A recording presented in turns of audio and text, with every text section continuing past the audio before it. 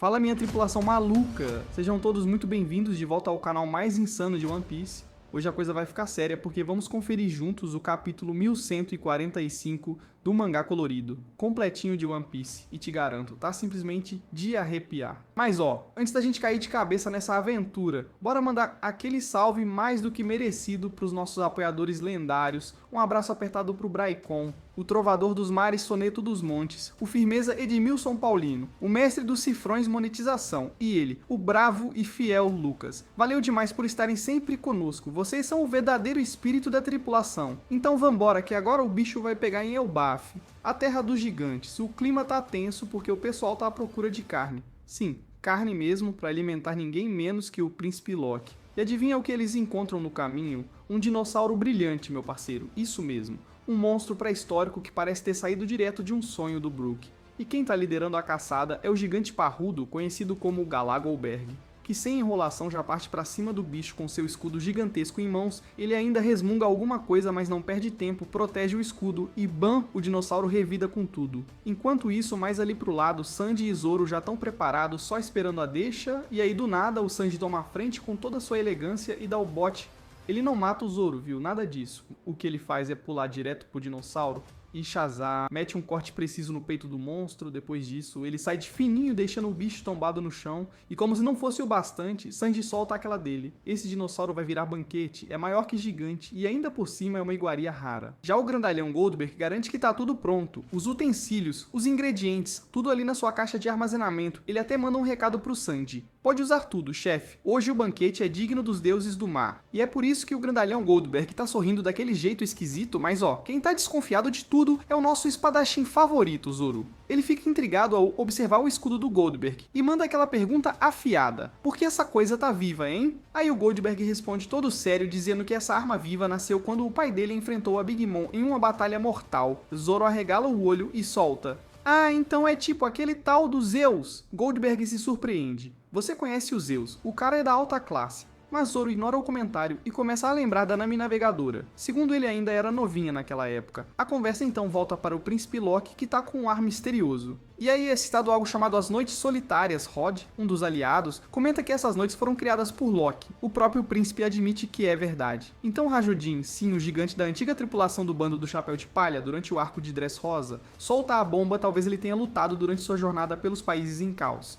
Mas se ele realmente já passou por essas noites, então já perdeu. Porque quem retorna delas, ou vira rei do mundo, ou não volta mais. Enquanto isso, o nosso Luffy tá só ali ouvindo tudo calado. Pela primeira vez, ele escuta sobre essas tais noites sagradas e também sobre os jovens misteriosos ligados ao governo mundial. O moleque tá tentando processar tudo, mas claramente não entendeu nem metade. Logo depois o clima muda, quando o grupo encontra alguém, ou melhor, algo enorme. Eles pegaram um pedaço de carne colossal e o Zoro já se adianta: peguei, morri, mandou ele todo desajeitado como se tivesse conquistado o mundo e caído logo em seguida. Aí vem o Sanji com a língua afiada: você tá parecendo um brócolis boiando no caldo. Os dois já começam a brincar como sempre, mas aí Goldberg entra de novo na conversa e pergunta: vocês já prepararam alguma coisa pra gato? E o Stansen, que tava por ali de butuca, responde: tá tranquilo, eles vão usar sim. Enquanto isso, o Sanji já meteu o modo chefe e preparou a tal carne de dinossauro. Mas adivinha o que o Luffy tá fazendo? Tá devorando tudo. Alguém grita: L, uff, você já tá comendo. E ele, do jeito mais sem noção possível, só mastiga e encara com aquela cara de ué. Não era pra comer, mas agora ele tá começando a ficar sério. Porque apesar de saborear a carne, algo nele tá fervendo de raiva. Tem coisa grande vindo. Enquanto a galera curtia a carne e zoava, o Príncipe Loki resolveu entrar na brincadeira e pegou um copo de suco para acompanhar a refeição. Só que no exato momento em que ele toma um gole, ele trava: pera, tem alguma coisa errada aqui.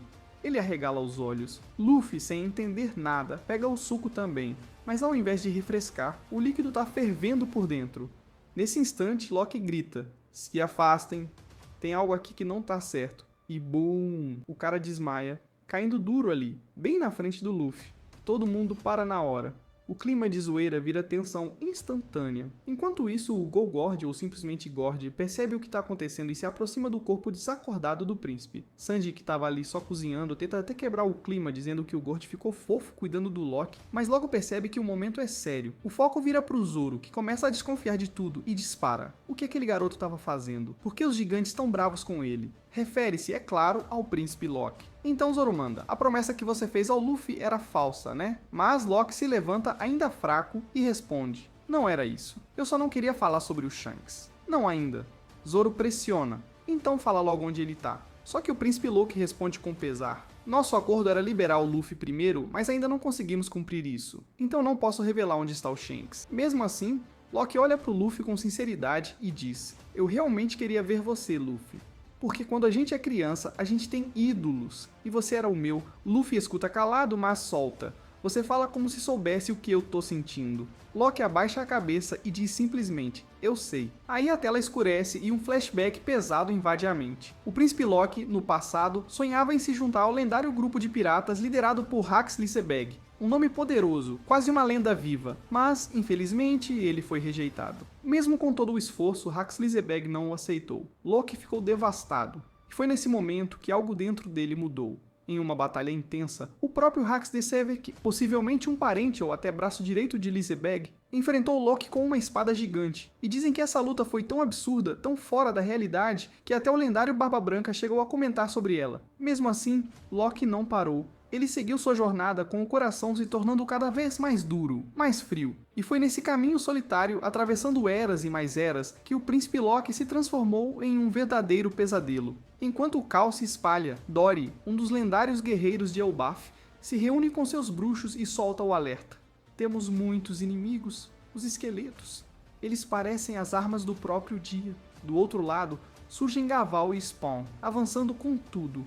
Eles atacam diretamente o pesadelo do príncipe Loki, uma entidade bizarra, distorcida, nascida dos traumas e frustrações mais sombrias do próprio príncipe. Ninguém sabia ao certo se aquela criatura era uma manifestação do Loki ou apenas mais um dos esqueletos. Mas, com um golpe, ela cai. E aí Gavant solta aquela frase que arrepia a espinha. É bom que esses pesadelos vieram da imaginação dos jovens, porque se eles soubessem a versão verdadeira, talvez esses inimigos fossem ainda mais perigosos. Segundo Gaban, mais pesadelos estão surgindo agora. É como se cada inimigo nascesse das lembranças mais sombrias dos guerreiros de Elbaf. Eles não podem mais ser escondidos, diz ele, e completa. Se Elbaf não for salvo agora, talvez não haja mais esperança. Corta para outro ponto do campo de batalha.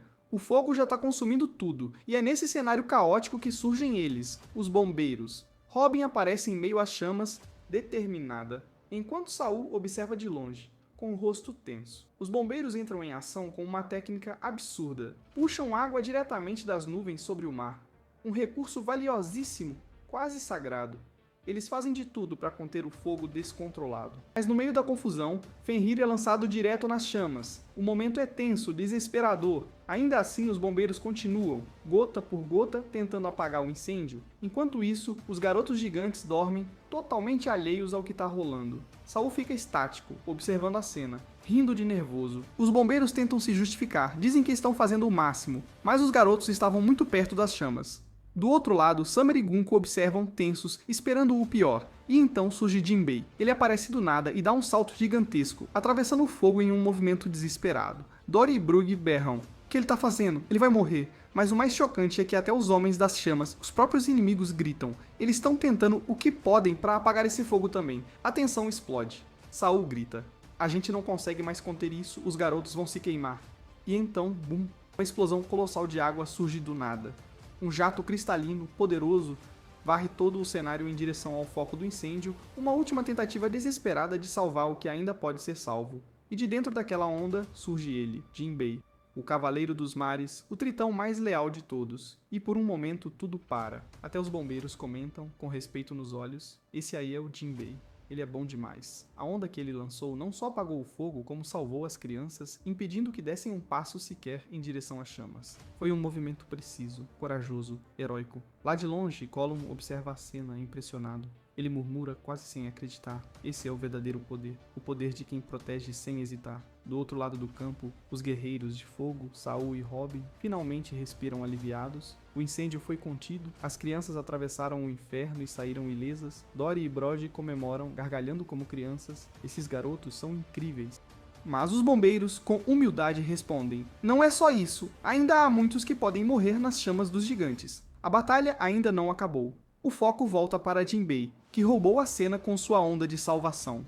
Robin observa com um leve sorriso os olhos marejados. Sim, eles estão aqui e estão vivos. Sorrisos se espalham. O alívio domina. E mesmo com a sombra da guerra ainda pairando, naquele instante havia esperança. No céu, Colum sobrevoa os campos com seu navio, mas parece inquieto. Carrega dúvidas, mágoas. Ele sabe que seus alunos estão bravos, que talvez não confiem mais nele, mas mesmo assim sussurra com firmeza. Quero salvá-los todos. Nami, ao lado dele, sorri com doçura. Fica tranquilo, Colum. Todos eles vão ser salvos. E então algo inesperado.